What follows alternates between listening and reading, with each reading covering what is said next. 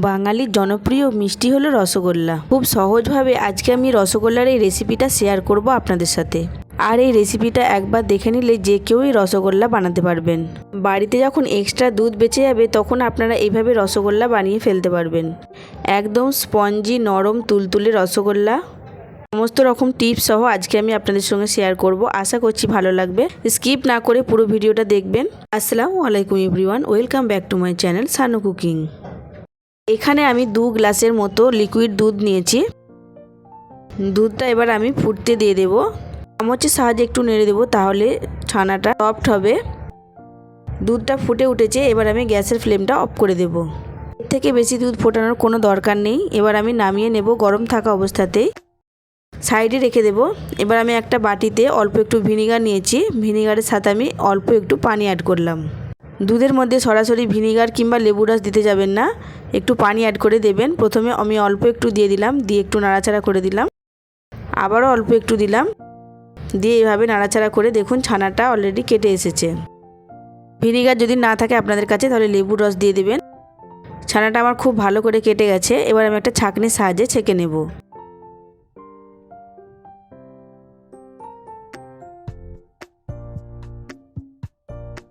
এবার খুব ভালো করে আমি পানি দিয়ে ধুয়ে নেব। এবার চামচের সাহায্যে প্রেস করে করে পানিটা খুব ভালো করে ঝরিয়ে নেব। আর কিছু করার দরকার নেই, টাঙিয়ে রাখারও কোনো দরকার নেই। এভাবে আমি 5 থেকে 10 মিনিট রেখে দেব। ছানাটা দেখে বুঝতেই পারছেন ঠিক কতটা সফট হয়েছে। এবার আমি একটা পাত্রে ঢেলে নেব,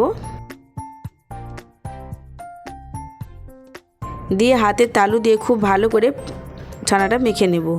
খুব কিন্তু প্রেস করে ছানাটা মাখা যাবে না, এভাবে হাতের তালু দিয়েই ছানাটা মাখতে হবে। এই মিষ্টি তৈরির একটাই কষ্ট, ছানাটা খুব ভালো করে মাখা। হাতের তালু দিয়েই খুব ভালো করে প্রেস করে করে মাখতে হবে, কিন্তু খুব বেশি প্রেস করা চলবে না। এইভাবে হাত দিয়ে মাখতে হবে, হাতের তালুটা দিয়ে। যখন দেখবেন মাখতে মাখতে ছানাটা সফট হয়ে আসছে, তখনই বুঝতে পারবেন যে আপনার ডোটা রেডি হয়ে গেছে। দেখে বুঝতেই পারছেন ছানাটা খুব ভালোভাবে সফট হয়ে গেছে। এবার আমি এখানে অল্প একটু কর্নফ্লাওয়ার অ্যাড করব, মানে সামান্য পরিমাণে অ্যাড করব, ছোটো চামচের হাফ চামচের মতো। আপনাদের কাছে কর্নফ্লাওয়ার না থাকলে আপনারা ময়দাও দিয়ে দিতে পারেন। দিয়ে আবারও খুব ভালো করে ছানাটা আমি মেখে নেব।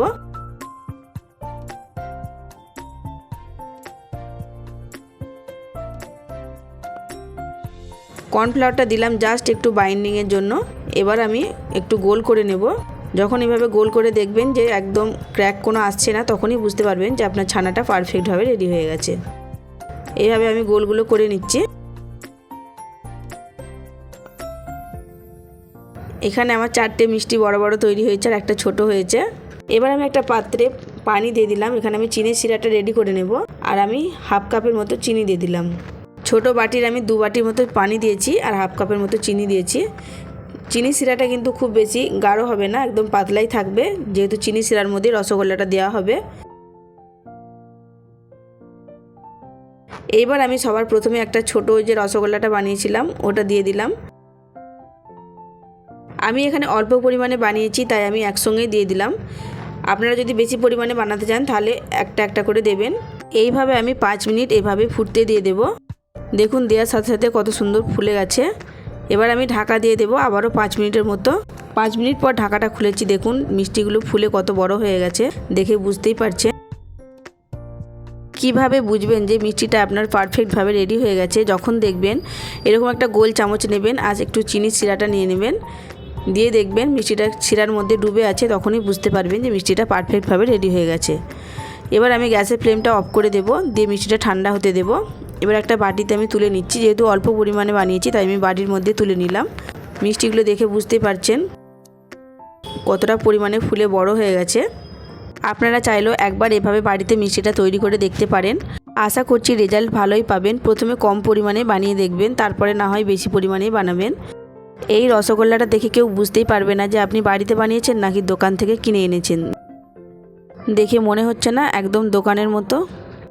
আর এই দোকানের মতো রসগোল্লা আপনারা যদি বাড়িতেই বানিয়ে ফেলতে পারেন তাহলে বাড়ির সকলেও খুব খুশি হয়ে যাবে। একদম নরম তুলতুলে স্পঞ্জি রসালো রসগোল্লা। আজকের রেসিপিটা যদি ভালো লেগে থাকে তাহলে প্লিজ লাইক কমেন্ট শেয়ার করে দেবেন। আর যদি আমার চ্যানেলে কেউ নতুন হয়ে থাকেন তাহলে প্লিজ আমার চ্যানেলটা সাবস্ক্রাইব করে আমার পাশেই থাকবেন।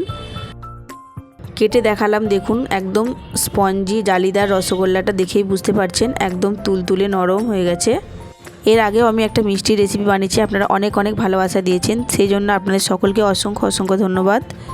আজ তাহলে আসি, ফিরে আসবো নতুন একটা ভিডিও নিয়ে। ততক্ষণ সবাই ভালো থাকবেন, সুস্থ থাকবেন। আল্লাহ হাফিজ।